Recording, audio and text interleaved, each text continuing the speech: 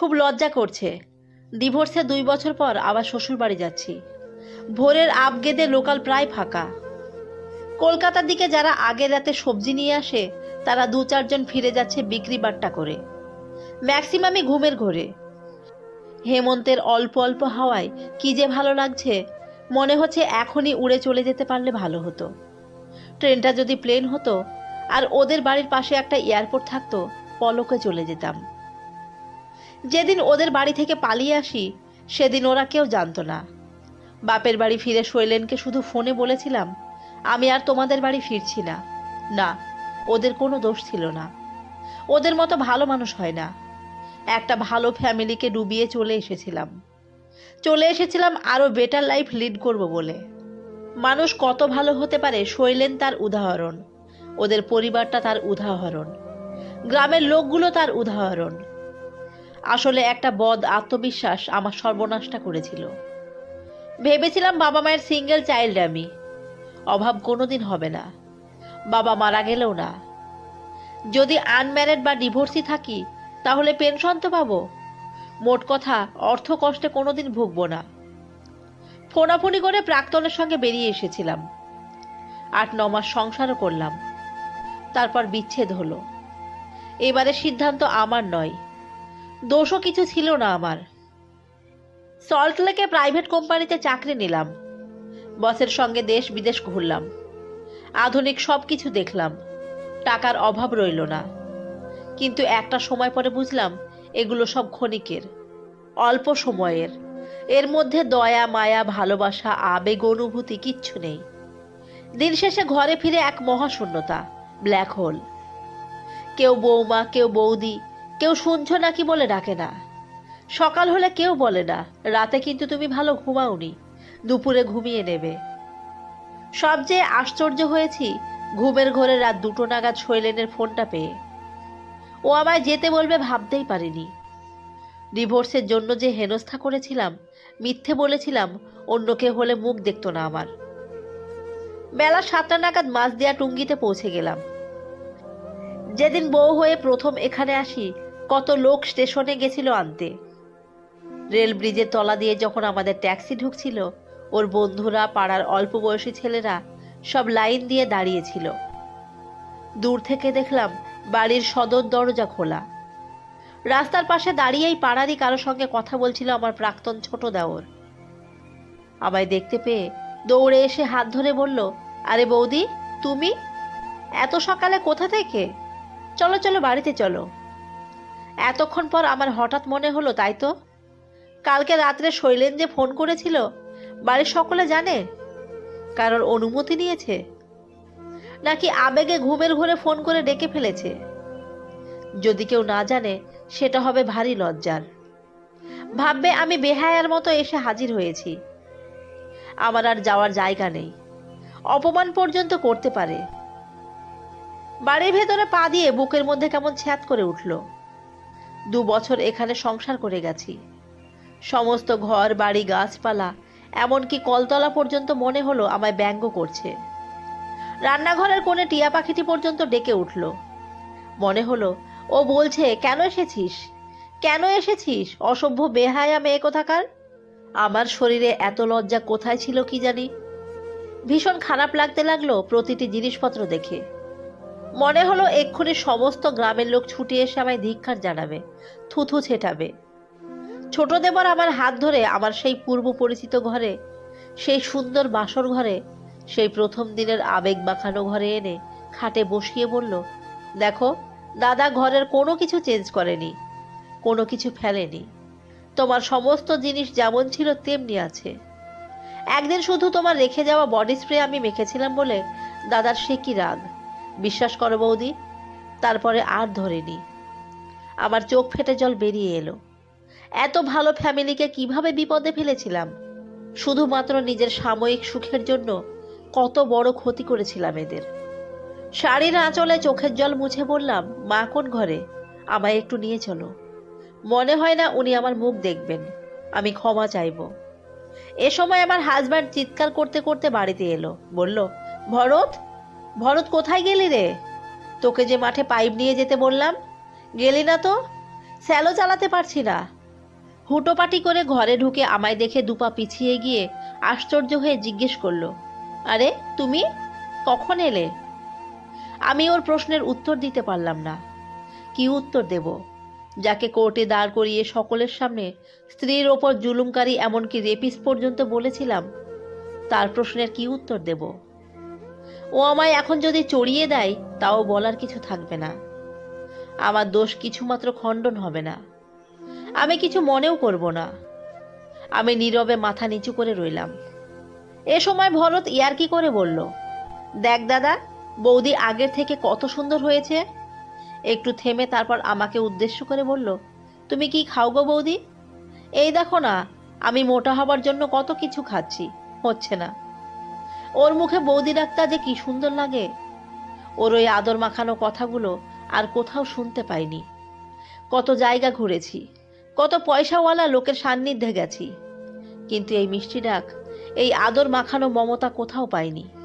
শৈলেন ভরতকে একটা ধমক দিয়ে বলল, পাইপটা নিয়ে গিয়ে মেশিনটা চালু করে দিয়ে আয়, ধানের জমি শুকিয়ে আছে, বেরো। ভরত অনিচ্ছা সত্ত্বেও বেরিয়ে গেল।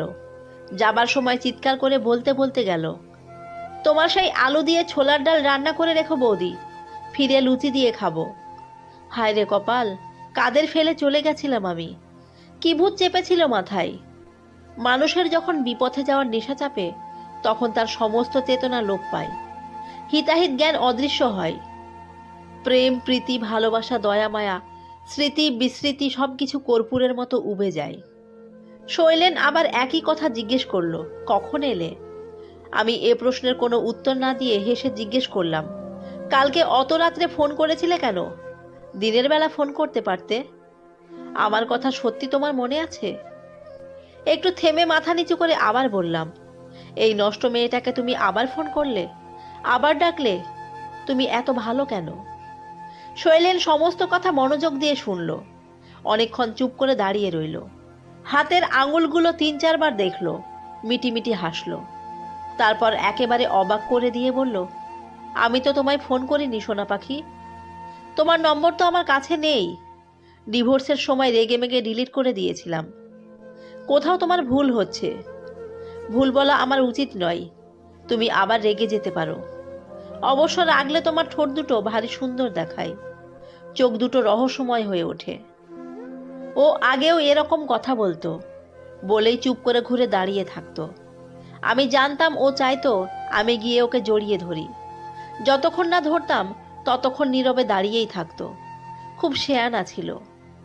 আমার মনে হচ্ছিল এক্ষুনি দৌড়ে গিয়ে আগের মতো ঝুলে থাকি, যতক্ষণ না ও আমার শাড়ি টেনে ধরে বলছে, পিঠে থার্মোমিটার দিয়ে দেখো, আমার জ্বর এসে গেছে। কিন্তু এ কি শোনালো শৈলেন? ও নাকি ফোন করেনি? আশ্চর্য।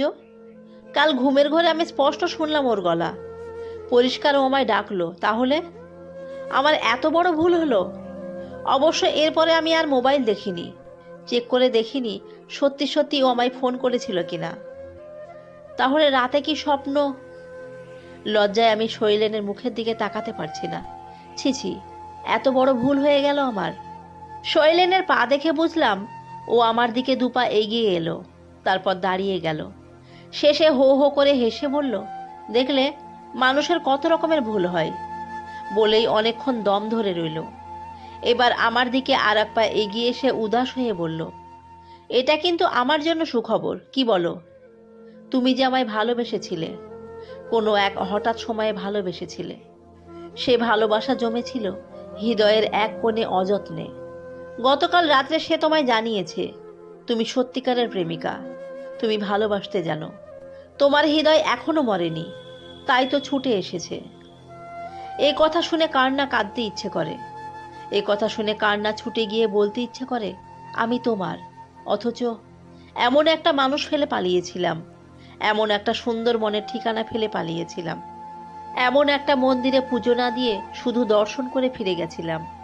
ও আবার বলল, শোনো পাখি, তুমি এখন যে যন্ত্রণা পাচ্ছ, লজ্জা পাচ্ছ, মুখ তুলে তাকাতে পর্যন্ত পারছো না, এটা হলো ইহজগতের শাস্তি, পাপের শাস্তি, ভুলের শাস্তি।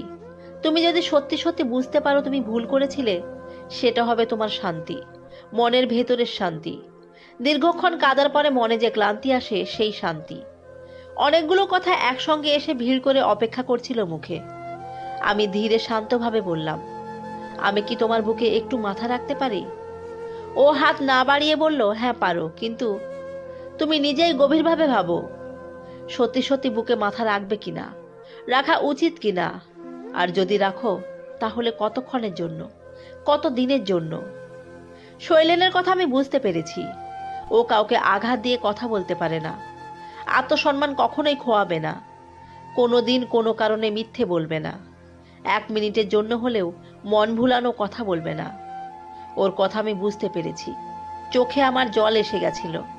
অতি কষ্টে সংবরণ করে বললাম, আমি কি তোমার সামনে থেকে চলে যাব? তোমার অসহ্য লাগছে?